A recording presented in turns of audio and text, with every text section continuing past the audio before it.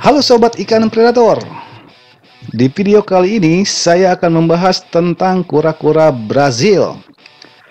Kenapa dinamakan kura-kura Brazil? Bukan berarti asalnya dari Brazil ya.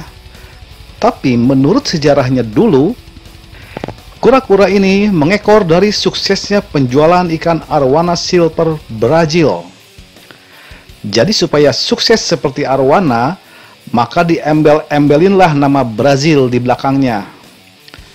Coba kalau dulu arwana silver itu dulu dikasih nama arwana silver Cikapeang, maka sekarang pun kura-kura Brazil akan berubah namanya menjadi kura-kura Cikapeang.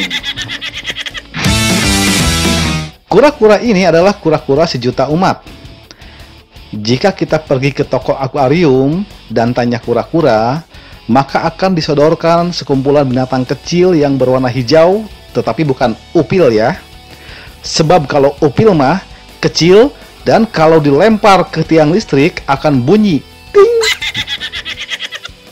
Kura-kura ini kecilnya memang berwarna hijau menggemaskan, membuat pembeli ingin memilikinya. Tapi jangan kaget, reptil ini kecilnya imut-imut dengan warna hijaunya. Tetapi setelah besar, dia akan berwarna hitam gelap.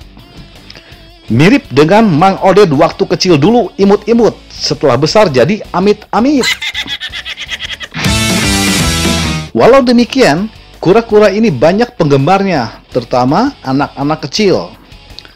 Kita suka lihat ada anak kecil menenteng satu kontainer kecil yang berisi kura-kura yang berwarna hijau. Mungkin kura-kura ini dijadikan sebagai pengganti dari balon hijau yang sering meletus. Kura-kura ini kenapa banyak digemari?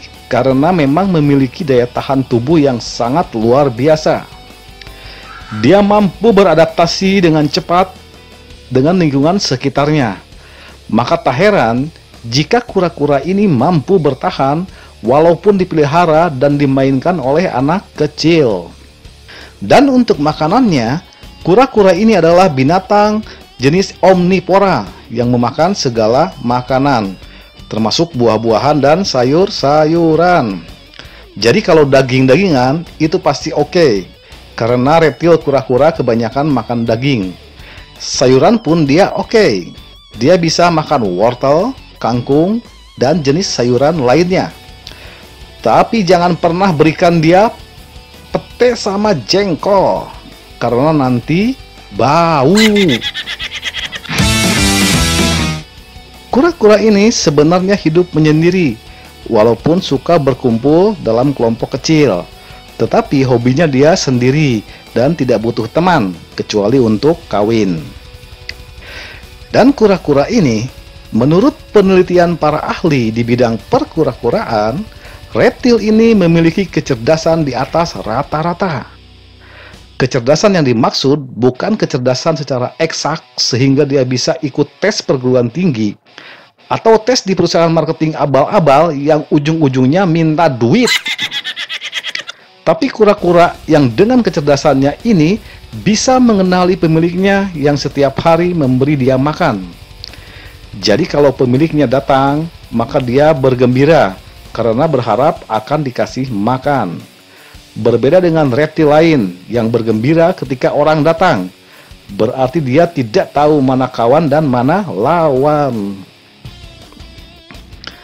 Masa hidup reptil ini cukup panjang, yaitu bisa berumur sekitar 60 tahunan.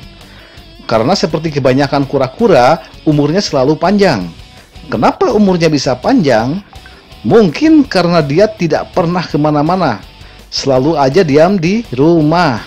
Sekalinya mau pergi, rumahnya dibawa. Cara memelihara kura-kura ini gampang ya. Reptil ini tidak membutuhkan aerator karena dia bernapas di atas air. Jadi tidak butuh kadar oksigen yang banyak di dalam air. Untuk makanan, biasanya untuk yang balita suka memakan daging-dagingan seperti cacing beku, ikan kecil atau serangga. Dan untuk yang dewasa, karena kantongnya cekak, maka dia suka makan sayur-sayuran. Kemudian supaya waktu dewasa warnanya menarik, maka usahakan tiap hari si karapasnya disikat oleh sikat gigi biar lumut dan zat-zat yang membuat hitam karapasnya itu luntur. Sebab kalau tidak disikat, nanti warna karapasnya akan menghitam karena kotor. Sama dengan gigi Mang Oded yang sudah hitam, kuning lagi.